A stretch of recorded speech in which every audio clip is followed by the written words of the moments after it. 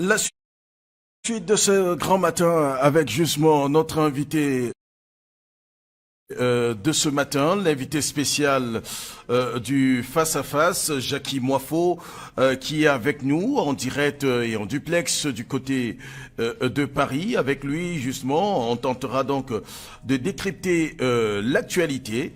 Jackie et Moifo, bonjour et bienvenue sur les antennes de Moradio.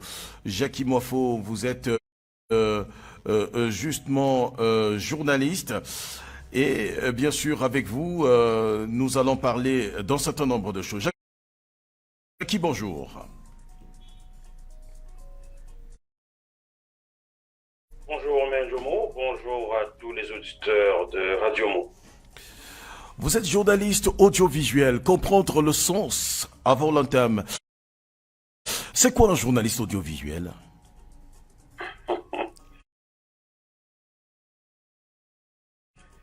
Un journaliste audiovisuel, c'est quelqu'un qui s'occupe de l'image, du son, grosso modo.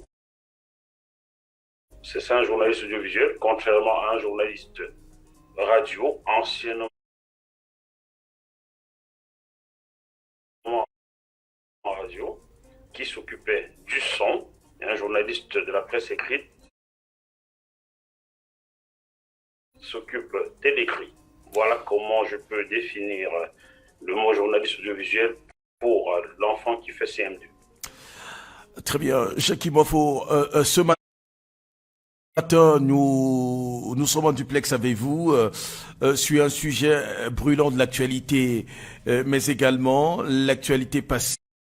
Beau monde que vous recevez dans vos studios du côté de Paris. Pendant les élections de 2018, vous avez reçu pratiquement toutes les grandes figures de l'opposition qui étaient donc de passage à Paris. On peut citer Monsieur Kamto, Maurice Kamto. On peut citer également euh, le président, le vice-président du SDF, Joshua Oshi. Vous avez reçu également d'autres personnalités qui sont restées au niveau de la diaspora depuis quelque temps. Alors comprendre un tout petit peu, comment ça procède de quoi? Comment faites-vous justement pour avoir tout ce beau monde? Je vais commencer par vous dire que le premier que j'avais reçu sur mon plateau était M. Cabral Libi. Oui. Ce fut à sa demande. D'ailleurs, il y avait eu une demande très insistante des partisans de Cabral Libi. Je vais citer ici le premier d'entre eux qui m'avait contacté, fut l'écrivain Gaston Kellman. Et j'avais donné mon accord de principe. Et Gaston Kellman vous avez contacté pour Cabral Libi. Oui. Et chemin faisant, d'autres personnes m'ont recontacté pour le même Cabral Libi. Et je me suis dit, j'ai appelé Gaston pour lui dire, mais qu'est-ce que c'est que ça? Tu m'avais déjà appelé, j'avais donné mon accord, mais il y a d'autres personnes que toi me contactent pour le même candidat. Essayez de vous entendre. Et c'est en ce moment-là que j'ai compris que les chemins des deux personnalités s'étaient sans doute séparés. Bon, j'avais donné mon accord à ceux qui me sollicitaient car le credo de JMTV+, c'est donner la parole à celui qui la demande. Donc j'avais reçu Cabral en premier, c'était un lundi en octobre 2018. Et le lendemain, je recevais M. Akiremouna, maître Akiremouna. Bon, on m'a reproché d'avoir diffusé maître Akiremouna avant M. Kabalibi. C'est pas parce que j'avais des affinités avec l'un ou l'autre, c'est juste parce que mon côté africain a rapidement repris place et j'ai diffusé l'aîné avant le cadet. C'est tout. C'est vraiment tout. Par la suite, les autres candidats m'ont été contactés, m'ont contacté ou leur entourage. Et c'est avec plaisir que j'ai fait ces exercices-là. Ça m'a permis d'apprendre aussi sur le Cameroun, pays que j'ai quitté il y a plus de 20 ans. Alors, le Cameroun, le pays que vous avez quitté il y a plus de 30 ans, vous prenez également des personnalités... 20 ans. 20 ans, au 20 meilleur ans. du mot. 20 ans. Plus de 20 ans, pas plus de 30 ans. Attention. Ah, d'accord. D'accord. On aurait dû commencer justement par demander qui est Jackie Moifo, mais comme vous êtes un personnage audiovisuel, vous êtes connu par pas mal de monde. D'ailleurs, votre chaîne YouTube tourne dans la communauté camerounaise avec beaucoup de succès. Et donc, vous avez reçu pas mal de gens. Est-ce qu'on peut avoir la liste quasi infinie de ces personnalités camerounaises que vous avez reçues sur les sujets divers, partant des artistes, des footballeurs et, et des personnes dans l'humanitaire qui sont arrivées, enfin ceux de la société civile également qui sont arrivés et à Paris de passage. Sont rentrés dans vos studios pour un entretien exclusif. Je ne vais pas pouvoir vous donner la liste car elle serait très très longue. Je vais citer des personnalités ou des émissions qui m'ont marqué. J'en ai fait beaucoup, vraiment, en 6 ans d'émission. Je suis sûr qu'au même moment, vous ne pourrez pas me dire combien d'émissions exactement vous avez réalisé en 6 années. Et je peux vous dire que j'ai rencontré le président Laurent Gbagbo. Il était encore président à l'époque. Je travaillais pour une chaîne que je préfère ne pas citer. C'est quelqu'un qui m'a marqué. Car ce qu'il m'avait dit ce jour-là m'avait fait comprendre que ce monsieur était un panafricaniste. Bon, je ne vais pas tout vous décrire ici, mais je peux déjà vous dire que ce jour-là, ils étaient 2 chefs d'État qui avaient claqué la porte au nez de Nicolas Sarkozy, qui les avait réunis dans une pièce pour leur parler des ACP. Ils ont été 2 à claquer la porte, Maître Abdoulaye Wade, président du Sénégal en premier, et Laurent Gbagbo en second, qui est tombé sur moi de manière vraiment un peu par hasard, et m'a expliqué ce qui se jouait à l'intérieur. Tous les autres chefs d'État d'Afrique noire francophone étaient restés voir les paroles de Nicolas Sarkozy, qui est un ami politique à moi, il faut que je le précise. Je dois beaucoup à Nicolas Sarkozy, même si je fustige. Dans mon livre, ils ont vendu mon frère, je fustige le comportement de Nicolas Sarkozy en Libye et en Côte d'Ivoire. Donc, les autres chefs d'État étaient restés boire les paroles de Nicolas Sarkozy, qui n'étaient pas du tout à l'avantage. Ça, c'était avant 2010. Je peux vous donner la date, c'était samedi 8 décembre 2007. Bon, voilà. Voilà quelqu'un qui m'a marqué. Par la suite, à partir de 2018, si vous tenez à ce que je parle de ces dates-là, partons de 2017 peut-être, j'ai reçu seul Jean Ping, qui candidat malheureux aux élections présidentielles au Cameroun, ancien numéro 1 de l'Union africaine. Et notre échange avait été très, très enrichissant, Je pense que c'est à la suite de Jean Ping que beaucoup m'ont sollicité, beaucoup d'hommes politiques m'ont sollicité. Avant l'entretien avec Jean Ping, beaucoup voyaient en moi un journaliste sportif, artistique. D'ailleurs, vous-même, Oumé Djomoro, s'est rencontré dans le cadre de la Coupe d'Afrique des Nations de Ghana 2008. Je vous avais reçu en émission déjà, donc vous me rendez bien l'ascenseur là. Ils ont remercié à l'époque. J'ouvrais une chaîne que je préfère toujours ne pas citer. Et je vous avais reçu en émission. Donc, beaucoup me voyaient dans le journalisme sportif, ceci, bref, dans l'événementiel. Alors que j'étais un journaliste tout court. Avec Jean Ping, les gens se sont réveillés. C'est comme ça que les hommes politiques ont commencé à me solliciter. Aujourd'hui, j'ai donc reçu Akere Mouna, avec qui j'ai beaucoup appris. J'ai reçu le professeur Kamto, avec qui j'ai beaucoup, mais vraiment beaucoup appris. Je vais le dire ici. Et je sais qu'on va me taxer de pro-Kamto pour quoi que ce soit. Bien sûr, Ça, on devrait y arriver forcément. Un journaliste qui a un parti pris, comprendre cela en fait. on me parle plus sans prononcer le nom de Kamto. D'ailleurs, je vais vous livrer une petite anecdote.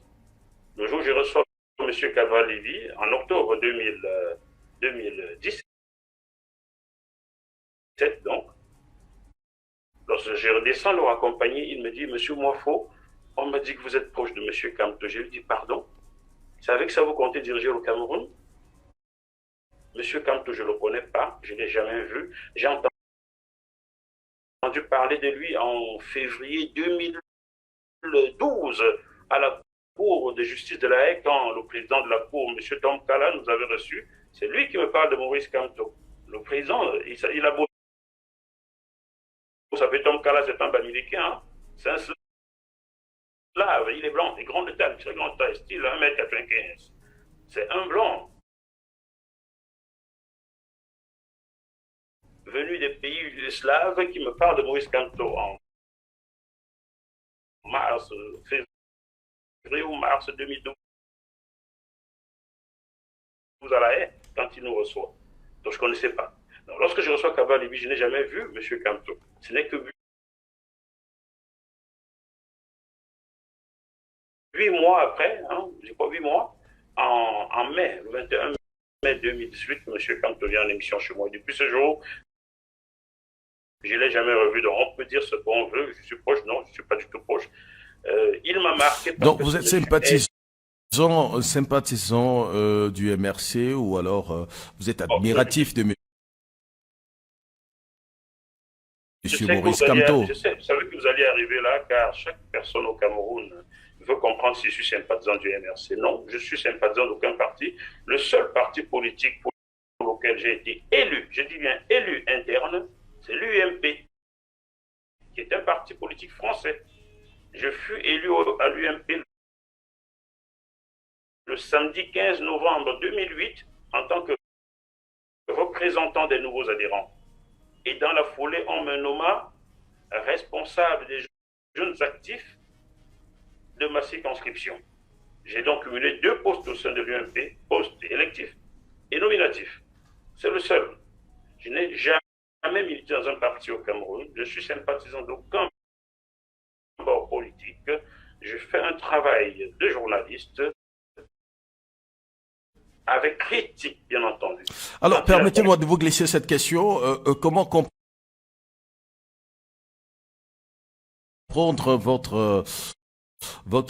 je vais dire, votre activité en France alors que, et votre rapprochement d'ailleurs avec la politique de droite en France alors que vous réclamez également être panafricain sur les bords?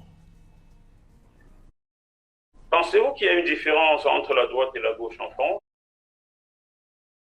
Si vous le pensez, c'est que vous êtes vraiment naïf, Romain Diomo. Je vous suggère de lire un seul livre pour comprendre comment la droite et la gauche sur le plan africain se retrouvent.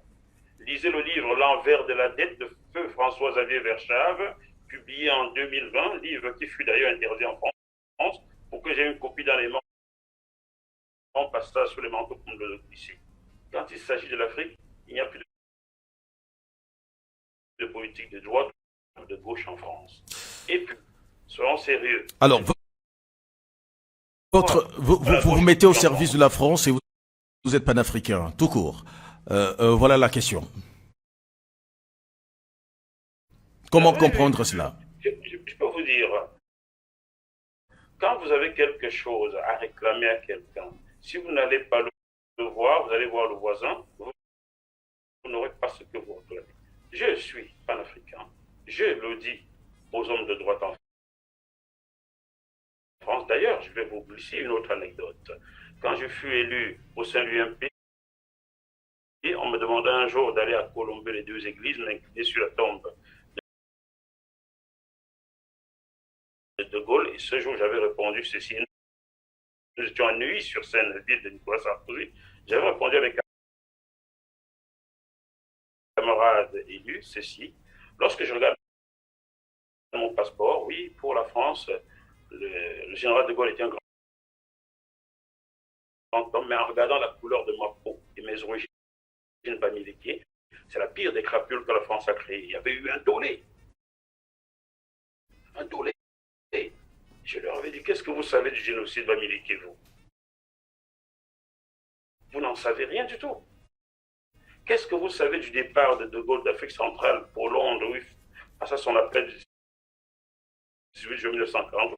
Vous n'en savez rien. Vous ne savez que ce qu'on a bien voulu faire savoir, donc vous ne connaissez pas de Gaulle. Je ne peux pas aller m'incliner sur la tombe de Gaulle et je ne le ferai jamais. Si pour cela je devais laisser ma vie, je me ferais laisser ma vie. Vous comprenez? Je suis de droite, mais pas du tout gaulliste. Alors, c'est ce qui va vous valoir donc une mièvre, permettez-moi l'expression, carrière politique au sein de l'UMP. J'ai quitté mon poste électif en 2010 car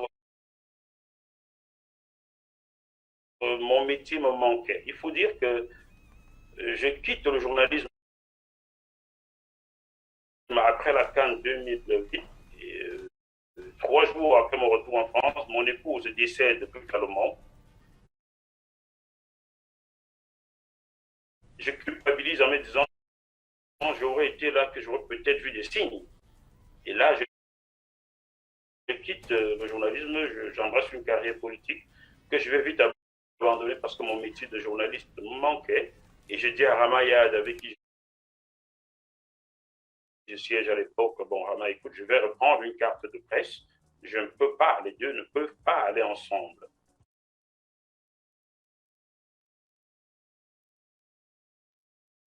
Et à l'époque, je deviens correspondant officiel en France de Gabon Télévision avec carte de presse.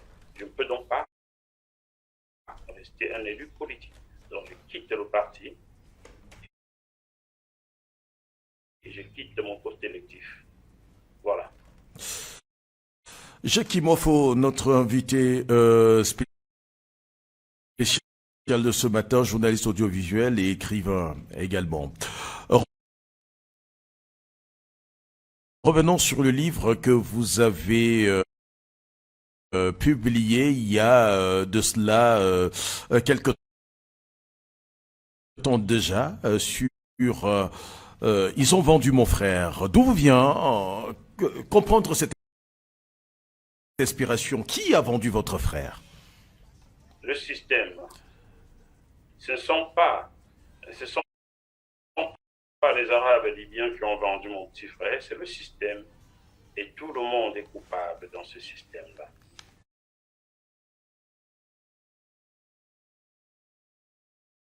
Lorsque je dis le système, c'est le système France-Afrique qui installe à la tête des pays francophones des dictatures qui perdurent et qui travaillent pour l'Occident et non pour les Africains et non pour le peuple. Je suis moi-même un produit, une victime de ce système-là. Je n'aurais pas quitté le Cameroun que je ne serais sans doute pas journaliste aujourd'hui. Étant donné, vous le savez, je l'ai souvent clamé, je ne me cache pas, j'avais été refusé à la FM 94 en 1995 parce que j'étais bamileke. Donc je serais pas allé au Gabon d'abord. Je n'aurais pas intégré une radio. Ah non, mais ils sont nombreux à y travailler, originaires. Vous pouvez pas dire cela. Peut-être pas. Ils sont nombreux à y travailler, originaires de l'Ouest, sans pour autant que on leur fasse le procès de leur origine. Allez-y parler à ma place dans ce cas-là. Je dis ce que je sais. Je peux le prouver. Voilà. Si vous voulez me contredire, apportez votre preuve. Moi, en 1995, d'ailleurs avant moi, je pense qu'il y avait une vague de chroniqueurs partis de la FM 94, à l'époque dirigée par un très proche de Gervais Mendoza. Non, une très proche de Gervais Mendoza, très proche, qui avait dit au journaliste Paul Delon Mougnuto, lors des venues d'en haut, qu'on ne prenne plus de l'Amérique ici, car c'est Paul Delon Mougnuto qui me y amène. S'il est encore vivant, contactez-le. Peut-être qu'il voudrait s'exprimer. Donc ne venez pas parler à ma place ou même je dis ce que je sais, ce que j'ai vécu. Alors, votre périple, vous allez au Gabon. Oui, à partir de 1995, je comprends que je n'y arriverai pas dans ce pays-là. Je ne veux pas citer de nom. À la même période, on avait viré pas mal de personnes, pas militaires, des médias à Yaoundé. Je citais par exemple sur Morgan, vous les connaissez. Donc je comprends que je n'y On va arriverai on va pas faire ouais, Oui, oui, mon rêve, allez-y. je le réaliserai pas au Cameroun et je décide d'aller faire autre chose et quitter le Cameroun. C'est comme ça que le 16 août 1998, je pars du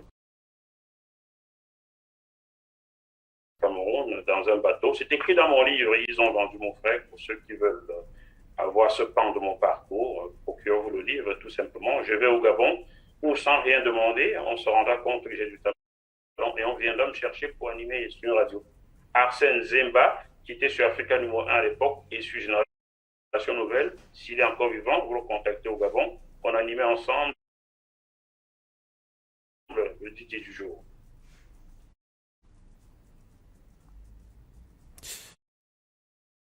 D'accord. Et puis vous embarquez dans un bateau pour vous rendre en France. Non, je n'ai jamais embarqué dans un bateau pour la France. Je pense que vous n'avez pas lu mon livre, mais je Non, crois. non, non, enfin, vous étiez en train de dire que vous avez embarqué dans un bateau pour où? Dans un bateau pour le Gabon, Ah, d'accord. en 1998. Pour arriver en France, je prends un avion. Air France, si vous voulez. Donc il y a Non, des traces. en fait, nous étions en train de parler, la séquence du bateau, pour que les auditeurs euh, vous comprennent mieux. Voilà. Donc, vous partez du Cameroun dans un bateau pour le Gabon. Tout à fait. En 98. Le dimanche 16 août 1998, je pars de Douala, caché dans les pattes des bœufs.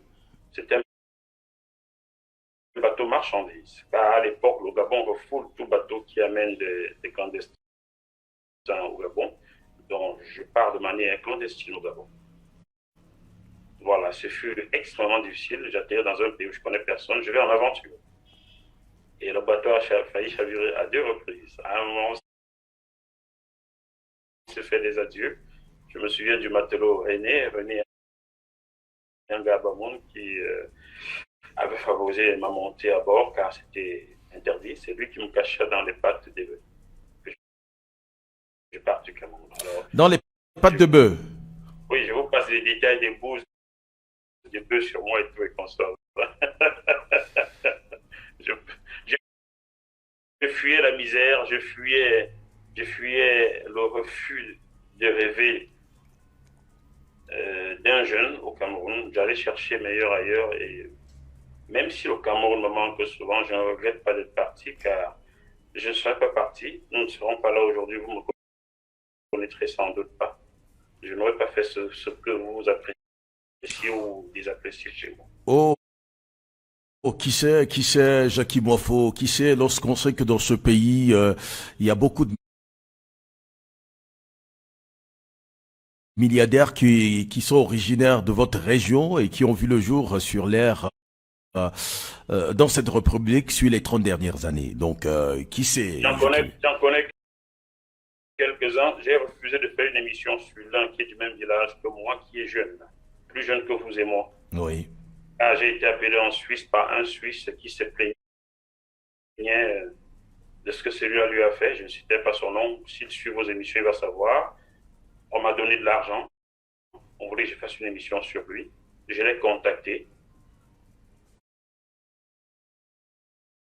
Même s'il a été désagréable, je n'ai pas voulu faire d'émission sur lui car le Suisse qui m'invite à Genève euh, euh, exploite l'Afrique depuis des années et rapatrie les fonds chez lui. Combien d'argent a-t-il sortie du Cameroun et des autres pays d'Afrique. Si un jeune Camerounais va militer comme moi lui a soutiré 2 milliards de francs CFA pour lancer des entreprises au Cameroun et en place des Camerounais, il devrait faire amende honorable en laissant ces jeunes-là s'épanouir. Donc j'ai refusé de faire l'émission. Cela signifie que j'ai aussi refusé l'argent qui allait avec. Ouais, je suis un tête, je suis bizarre, n'est-ce pas? Oh bon, parlons-en tout simplement. Alors, vous parliez de ce jeune, de ce très jeune qui soutire les 2 milliards et qui crée des entreprises euh, au Cameroun. C'était au Cameroun ou en Suisse? C'est au Cameroun. Hmm. Il a des entreprises au Cameroun et il emploie les Camerounais et je suis fier de lui. Si quelqu'un soutient l'argent à un occidental qui en a tellement créé en Afrique et le réinvestit en Afrique, créer des richesses en Afrique, je suis solidaire de lui. Je ne dis pas à tout le monde de voler, mais si vous parvenez à prendre un peu, car ces occidentaux qui viennent en Afrique ne viennent pas pour les beaux yeux africains, ils viennent pour l'exporter et ne respectent même pas les règles. Certains ne payent même pas les impôts chez vous. Certains viennent tuer vos industries. Je pense à M. Bissek, qui avait créé son entreprise laitière au Cameroun. Laitière au Cameroun. Comment est-il tombé? On aurait dû soutenir ce monsieur. On doit soutenir les nationaux qui entreprennent au Mandjomo. Partout en Afrique, on doit soutenir les nationaux qui entreprennent. Alors, avant de venir à tout à fait un autre sujet, on vous reprend sur votre filiation, votre rapprochement, votre, j'ai envie de dire, et tout le monde le dit d'ailleurs dans le milieu, que vous êtes très proche du MRC. Un journaliste qui prend un journaliste qui prend position et qui, pardon? On a dû vous suggérer de m'inviter pour poser ces questions-là. Je vais vous dire quelque chose. Mais vous me connaissez depuis plus. Vous me connaissez, que je reprécise, vous me connaissez depuis un moment. Depuis maintenant près de 15 ans. Oui, un peu plus de 15 ans. On se connaît. Je dirais même à peu près de. On se connaît depuis pratiquement 20 ans. Alors. Non, 13 ans et demi. On s'est rencontrés, je crois, en janvier 2008 au Ghana. C'est donc 13 ans et 8 mois. Donc, à peu près 15 ans, voilà. Donc, vous pensez que moi, on me souffle des choses? Vous me connaissez quand même. Non, non, très honnêtement. Omain Djomo, attention, je ne vais pas quitter le plateau comme un de vos invités tout récemment. Je vais rester là, posez-moi des questions. Ah, d'accord, d'accord. Vous partez sur la récente affaire avec Monsieur Tuile pour dire que moi, on me souffle des questions? Ah non, ça n'a rien à voir. Si vous voulez l'épisode de Monsieur Tuile, d'ailleurs, on avait prévu faire un deuxième numéro. Il n'est pas venu, Monsieur Tuile. Ben, envoyez-moi son numéro, dites-lui que j'aimerais le recevoir en émission. Et dites-lui que je tape plus dur que vous. Hein? D'accord. Donc, je vais répondre sur le MRC, je ne fuis pas. Écoutez-moi très bien. J'ai souvent répondu et tout récemment. Mercredi 9 juin 2021, j'étais en face de l'ambassadeur du Cameroun, monsieur André Magnus Ekoumou, ici à Paris. Je lui ai dit, pourquoi voulez-vous que je critique l'opposition camerounaise? Elle n'a jamais été aux affaires, elle n'a pas encore dirigé. Elle n'a pas encore dirigé. Je vous critique car c'est vous qui avez un bilan de 40 ans à faire. Alors, pour moi, un journaliste qui passe son temps à taper sur l'opposition camerounaise ou l'opposition du Gabon ou de Côte d'Ivoire, qui n'a jamais dirigé, ne fait pas bien son travail. C'est celui qui est aux affaires, qui a des comptes à rendre, qui a un bilan à fournir. C'est la raison pour laquelle mon ami Maître Christian Charrier-Bournazel, ancien avocat d'Amadou Aïdjo, dit dans une vidéo que je publie à la fin de certaines de mes émissions qui l'encourage, un petit peu plus, à continuer à faire ce travail avec critique pour ceci, pour cela, regardez cela. Maître Charia Bournazel n'est pas fou en disant cela. Tout ce que je pose comme acte, sachez bien, Omer Djomo et chers auditeurs de Mo Radio, que je ne les pose pas de manière isolée. J'en discute avec des aînés, j'en discute avec des juristes pour voir si mon orientation est bonne. J'ai une idée, je passe un coup de fil, qu'est-ce que vous en pensez? Oui, au Cameroun, c'est sur le pouvoir de M. Biya que je dois taper, car c'est ce pouvoir-là qui a des comptes à rendre aux Camerounais. Au Gabon, c'est sur le pouvoir d'Ali Bongo et avant lui Omar Bongo. Et Dieu seul sait, je connais pas mal de personnes qui ont cheminé dans ce régime qui dure depuis des années. C'est sur ce régime que je dois taper. C'est pas sur Jean Ping qui n'a pas encore dirigé le Gabon. Est-ce que vous comprenez, Omer Ndjomo? Je peux vous comprendre. Si c'est à cela qu'on me trouve une situation avec le MRC, j'ai été le premier et le seul. Mais pourquoi pas le PCRN ou le SIF? Pourquoi seulement le MRC? Est-ce que vous avez regardé mon émission avec Joshua aussi, ici en France, le 1er septembre 2010? Pour autant, on ne porte pas les mêmes, je ne sais pas si on parlera des accusations, mais on ne porte pas la même accusation sur vous au sujet du SIF ou encore Le SIF, ça n'existe plus. Si ça existait, on parlerait. Le SIF, ça n'existe plus. Comment ça? C'est un parti politique, ça? Vous y croyez encore? Mais vous êtes en train justement de taper sur un parti d'opposition.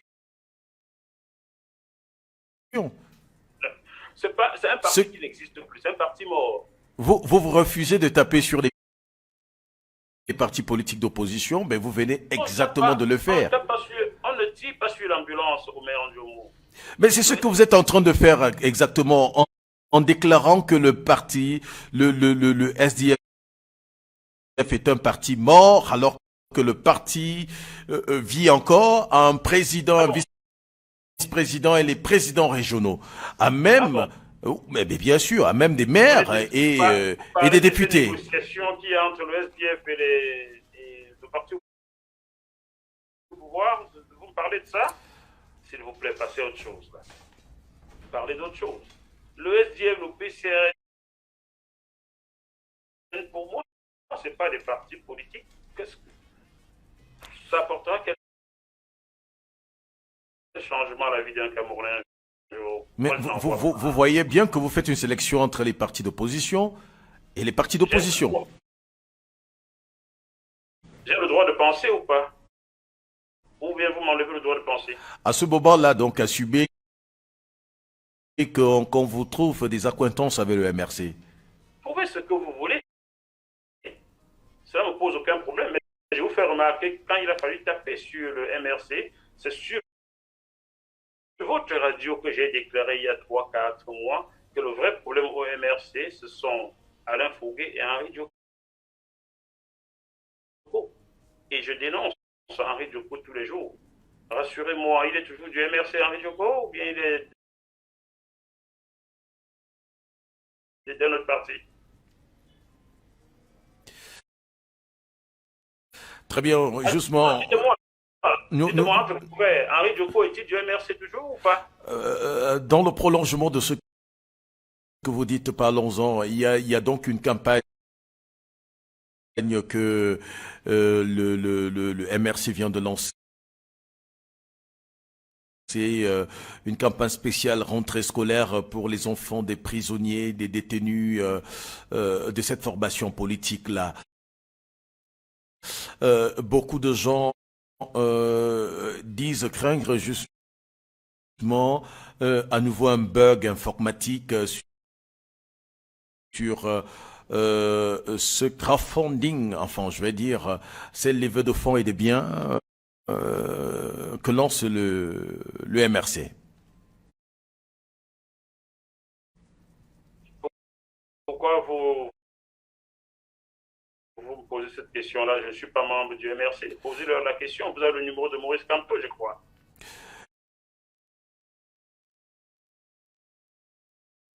Posez-lui la question. Moi, je ne suis pas du MRC. Pourquoi voulez-vous que je parle en leur nom? Mais puisque nous avons parlé également du bug informatique en son temps avec des accusations que vous avez portées contre Monsieur Henri Ndjoko et bien sûr Alain Foguet, et vous n'avez pas été, ça il faut le reconnaître, tendre avec Monsieur Henri Ndjoko. Ah, je suis tellement proche du MRC que je n'ai pas été tendre avec Henri Ndjoko. Mais je vais le redire ici, je n'ai jamais accusé Henri Ndjoko d'avoir détourné les fonds SCSI. Non. Je dis tout simplement que je ne comprends pas le pourquoi au sein du MRC Europe, lorsqu'il y a un problème d'argent, Henri Ndjoko n'est jamais loin. C'est tout ce que je dis. Alors, pour cette histoire SCSI, il y a eu plusieurs invités qui ont défilé sur mon plateau et qui soutenaient la thèse du bug. J'ai invité un expert comptable de renom, qui est un grand et beau cabinet à Paris que je connais. J'ai invité un informaticien de renom. J'ai été contacté par Christian, qui est au Luxembourg informaticien. Donc, j'ai mené mon enquête avant de faire toutes les déclarations. Pour ceux qui sont venus sur mon plateau pour parler de ce fonds SCSI, pour ceux-là, il y a eu un bug. Ils sont qualifiés pour le dire. Moi, pas. C'est tout. Donc, s'il y a une autre action lancée, je ne suis pas au courant que le MRC a lancé quoi que ce soit. Je n'ai pas reçu le dossier de presse. Si j'avais reçu, je vous en parlerai. La seule personne qui m'a contacté, souhaitant passer sur mon plateau, c'était hier matin. Nous sommes le premier, donc c'était le 31 août 2021. C'est Winnie Savannah qui lance une récolte de fonds pour financer une école quelque part à Kumba. C'est la seule personne qui a décroché son téléphone pour m'appeler, souhaitant passer dans mon émission. Ce n'est pas encore fait. Pour les activités du MRC, je suis au courant de rien. Voilà. Ok, mais écoutez, mon très cher Jackie Moifo, je disais tout à l'heure, dans le prolongement, parlons justement de ce sujet sur le MRC. On vous a pas vu rendre un vibrant hommage justement à Christian Penda et Coca, CPE, qui Faites attention à ce que vous dites, Omer Ndjoubou. Faites très attention. Je vous suis, monsieur Jackie Moifo. Quelle est la dernière grande émission que j'ai publiée? Je vous suis, monsieur Jackie Moifo. Puisque vous me suivez, dites-moi quelle est la dernière grande émission que j'ai publiée sur JMTE+. Monsieur Moifo, vous pouvez répondre donc à ma question. Ah ben vous voyez que vous ne me suivez pas, car la dernière grande émission publiée, c'est avec Valsero. Et dans cette émission, nous commençons par rendre hommage à Christian Penda et Coca. Donc, chers téléspectateurs, regardez cette émission Valsero qui dure 1 heure de temps environ. Nous commençons par rendre un hommage à Christian Penda et Coca. Et je ne vais pas le cacher, je vais le dire ici. J'étais plus proche de Christian Penda et Coca que de Maurice Kamto, contrairement à ce que vous pensez. Je peux vous dire ici que le programme des obsèques de M. Christian Penda et Coca, sa fille que je connais personnellement, parce qu'il m'a mis en contact avec, Marie-Pierre m'a envoyé le programme des obsèques, mais je n'ai pas pu me déplacer pour le Cameroun, tout simplement. Vous voyez à quel point j'étais plus proche de Christian Penda et Coca? Je vous montrerai nos échanges. Hein? Alors, comme je suis Bamileke Moifo et Maurice Kamto et Bamileke Kamto, on me trouve une certaine proximité sociologique avec lui très facilement. C'est du tribalisme que vous faites là. J'étais plus proche de Christian Penda et Coca. Je ne vais pas citer un autre, toujours Sawa, dont je suis plus proche encore aujourd'hui que de Maurice Kamto. Mais personne ne le voit. C'est pas possible. Comment vous faites au Cameroun pour penser des choses comme ça, hein? en France, dans la corporation, qui s'est construit par votre détermination et l'ardeur que vous avez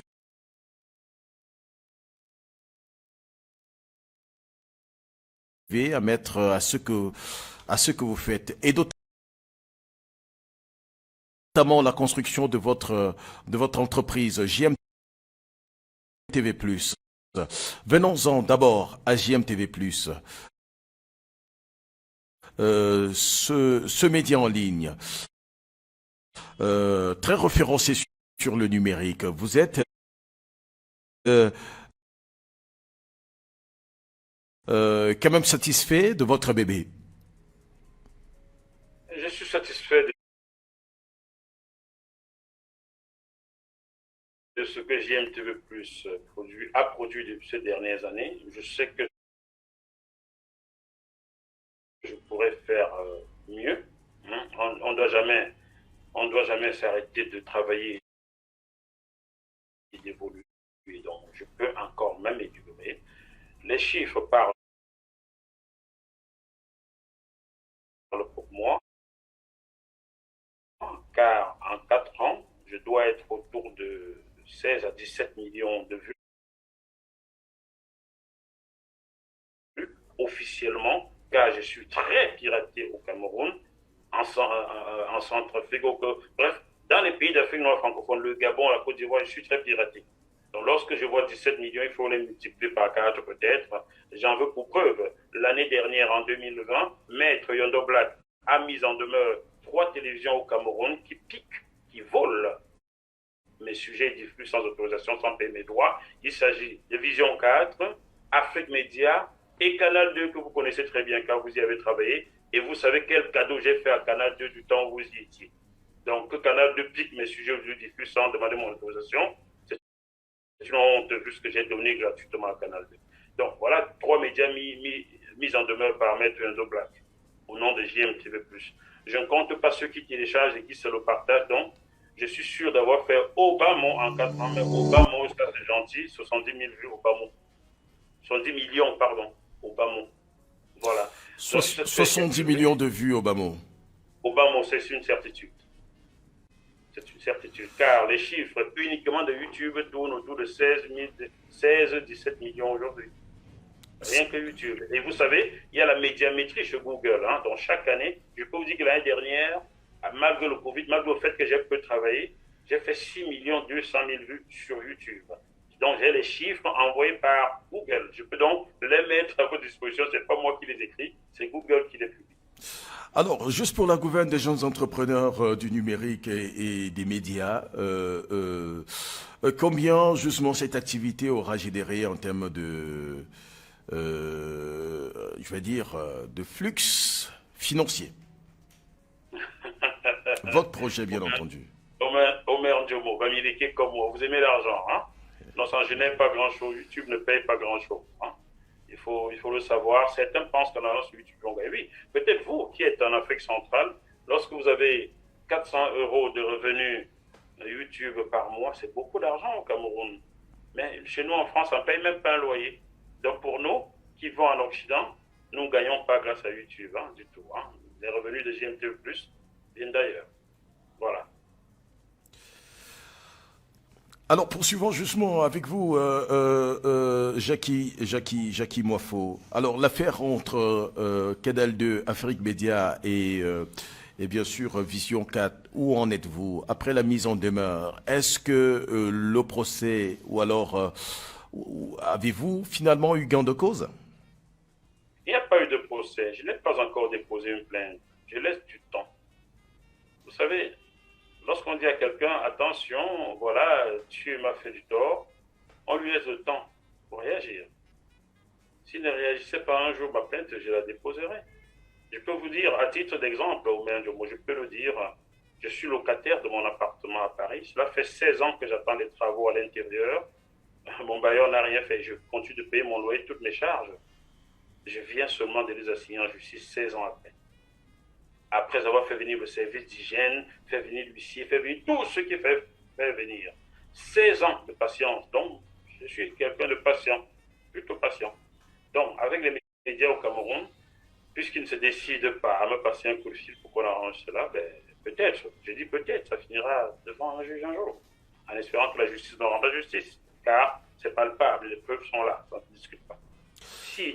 Si un seul de ces médias veut nier, qu'il ose nier, je rends public les preuves. Elles sont là.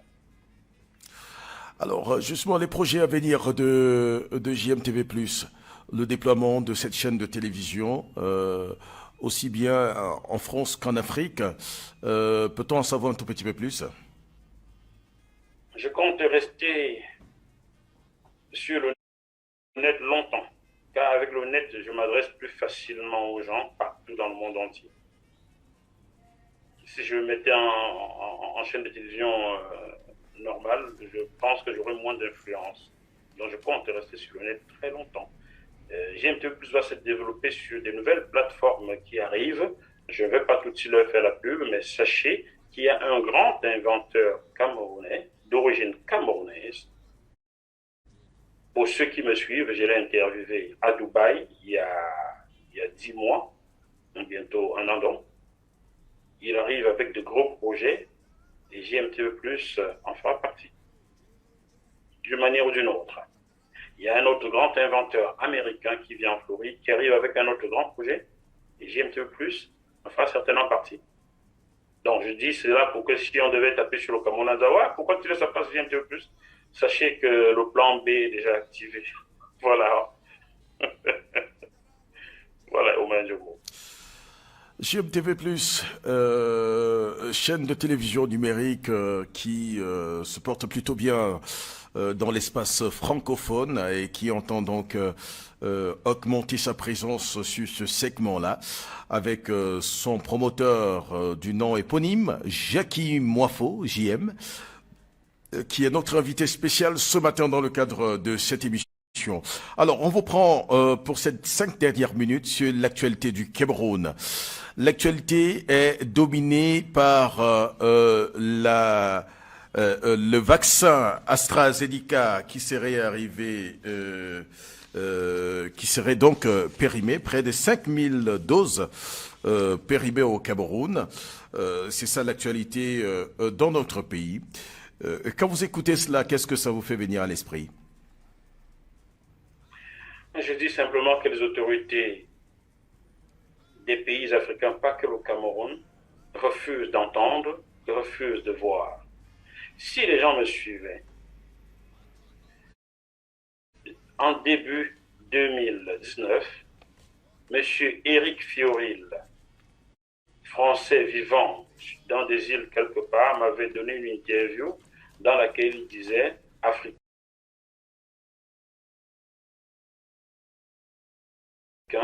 faites attention, n'acceptez pas les vaccins qui arrivent. » J'ai dit bien début 2019, donc on ne parlait pas encore de la pandémie Covid. Je sais que ce sujet-là a tourné quand il a été téléchargé et s'est baladé dans les WhatsApp, mais revenu au moins 100 fois. Donc ça a beaucoup tourné en Afrique. Vous pouvez donc le retrouver facilement. Si les autorités camerounaises, africaines, au lieu de fustiger Jackie Moifo, de lui trouver une certaine proximité sociologique avec l'opposition, écoutez Jackie Moifo, ils auraient évité ce que vous avez là aujourd'hui.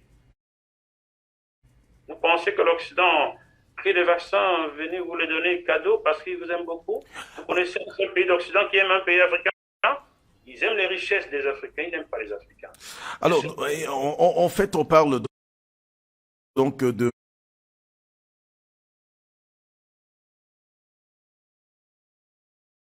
qui a le délai de péremption et donc qui est sorti du circuit. Et d'ailleurs, pour être un peu plus précis, seulement 400 000 Camerounais se seraient fait vacciner, moins de 2% en tout cas.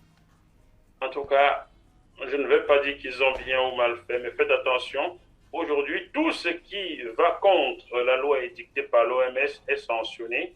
J'en veux pour preuve, même mon témoignage post-Covid de l'année dernière qui a été publié a été supprimé de YouTube et de tous les autres réseaux. Et on m'a écrit pour me dire que tout ce qui va à l'encontre des règles dictées par l'OMS est sanctionné. Juste parce que dans mon témoignage, j'avais précisé que ce sont les plantes africaines qui m'ont soigné. Voilà pourquoi j'ai été sanctionné.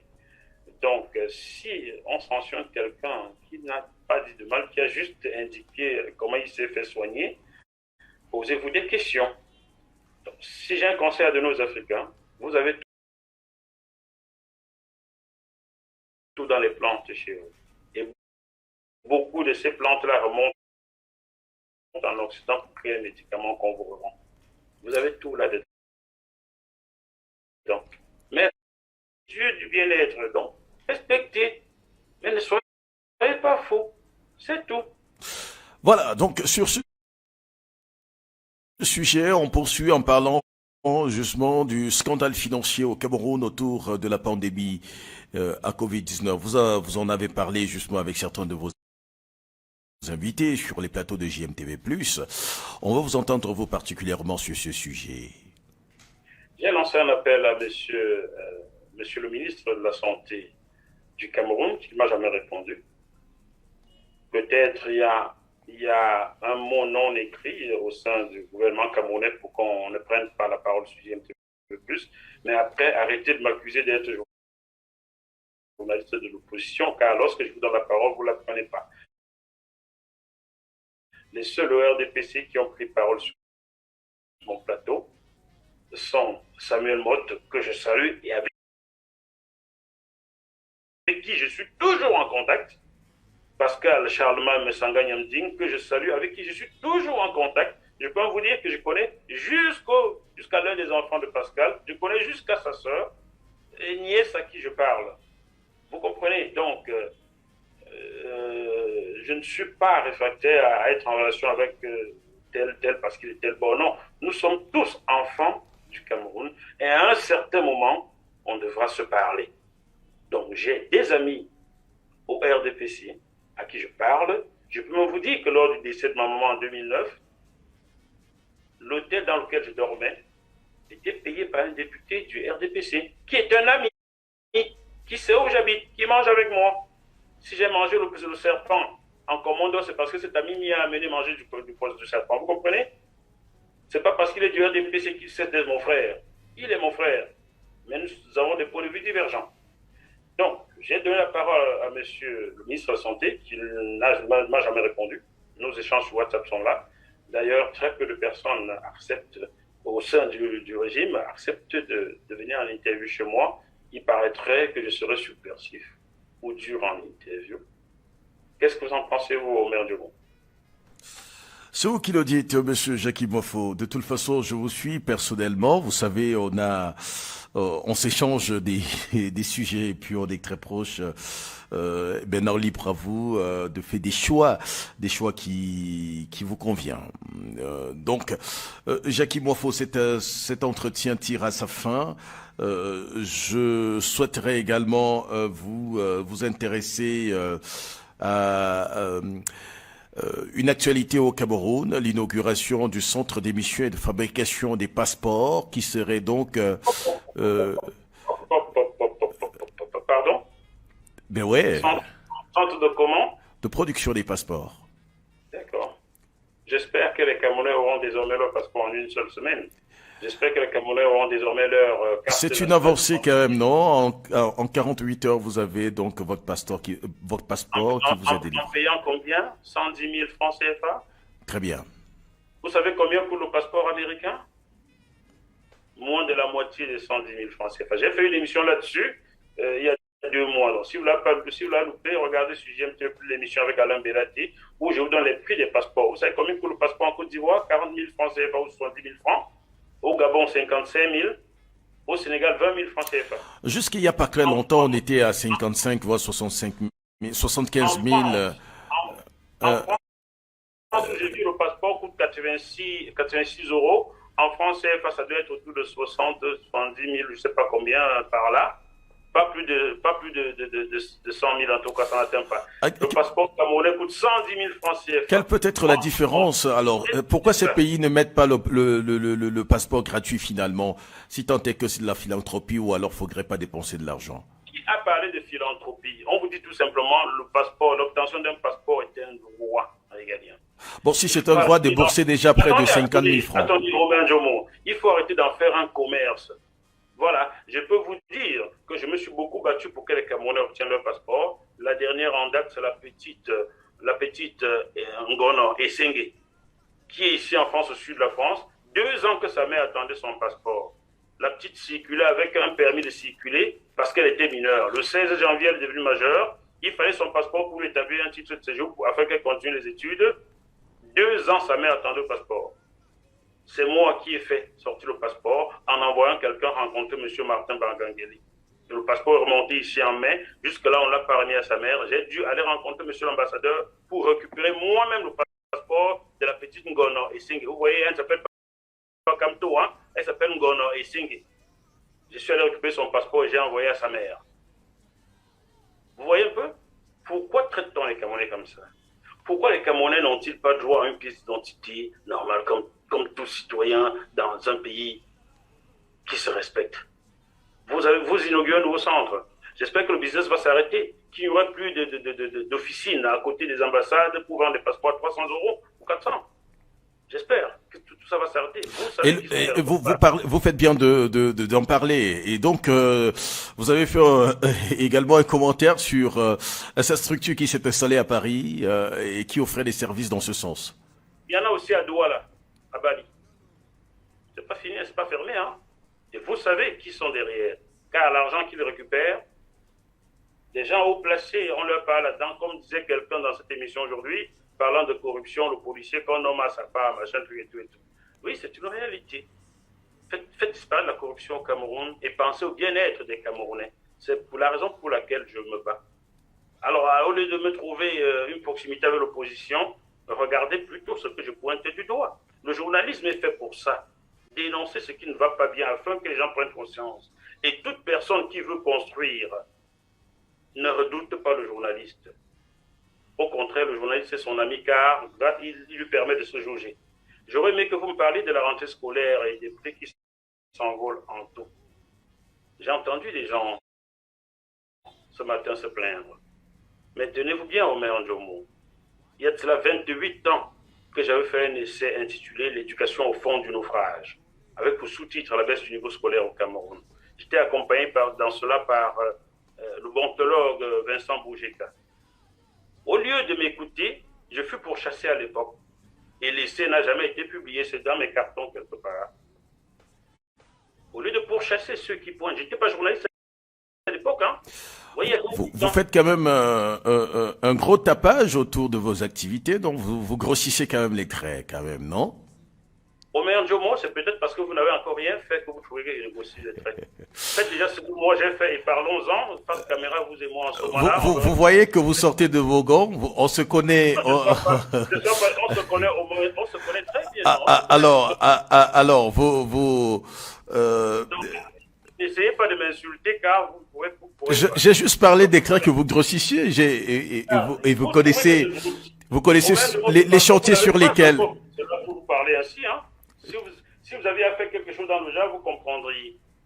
Moi, j'ai dit, j'ai fait un essai, vous trouvez que j'ai grossi quoi que ce soit. Non, mais j'ai pas parlé de l'essai que vous avez fait et sur ceux que non, je parle quand même de la poursuite dont vous parlez. C'est-à-dire que je vous invite tout simplement à lire mes éditoriaux dans mon magazine indépendant. Je vais pas revenir. Écrivez des livres, faites des documentaires. Je vous invite également à regarder certains de vos documentaires. Jackie Moifo, on va pas se faire ce type de ping-pong justement sur les antennes ce matin. Vous n'avez pas encore fait le documentaire, vous faites des reportages, vous ne faites pas des documentaires. Je parle bien de documentaires, Jackie Moifo. Je parle bien des documentaires, Jackie Moifo. Je peux vous les envoyer, s'il vous plaît. Faites attention à ce que vous dites. Je peux vous les envoyer, Jackie Moifo. Donc vous faites des reportages, des grands reportages, vous ne faites pas des documentaires. Je peux vous les envoyer, Jackie Moifo. Envoyez-moi, mais je vous dis, vous faites des grands reportages, vous faites pas des documentaires. Merci infiniment. Depuis que Jean Matenzi a quitté la télévision camerounaise, il n'y a pas de documentaire. Je peux vous dire que pour l'instant, je les ai pas encore publiés. Ah ben voilà, alors. Donc vous n'êtes pas encore documentariste au même moment. Écoutez bien, moi, j'en suis ça. J'en ai trouvé plusieurs d'ailleurs. On va pas venir ici faire des jugements de valeur. Attention, il faut pas dans Donc, le sens que vous dites. J'ai compris. donc, je disais tout simplement que vous grossissez un peu les traits sur la poursuite dont vous avez fait l'objet il y a 18 ans quand même, non? Ou Non, j'ai dit 22 ans, quelque 28 ans, chose. j'ai pas dit 18 ans, il faut suivre, j'ai dit 28 ans. 28 ans. C'était en 1900, je crois, 93. Voilà. Et qui vous a poursuivi? Ben, je ne donnerai pas de nom, c'était des gens du régime qui trouvaient que je salis le Cameroun en critiquant l'éducation au fond du naufrage au Cameroun. De toute façon. Et vous aviez publié où pour que vous fassiez donc l'objet de ce type de poursuite? J'en discutais à l'université Yaoundé 1 avec un groupe d'étudiants en présence du Bontolo Boujeka. Si vous voulez, je prends tout de suite mon album, je vous montre la photo du Bontolo Boujeka ce jour-là.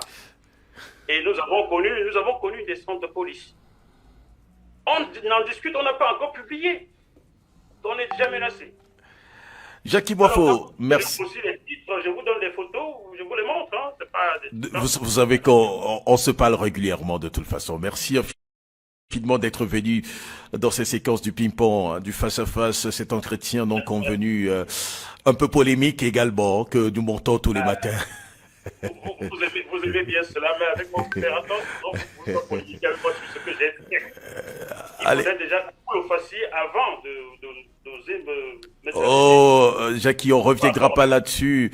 On reviendra pas là-dessus. On va pas se mettre dans la place publique pour montrer l'étendue de nos de nos productions respectives.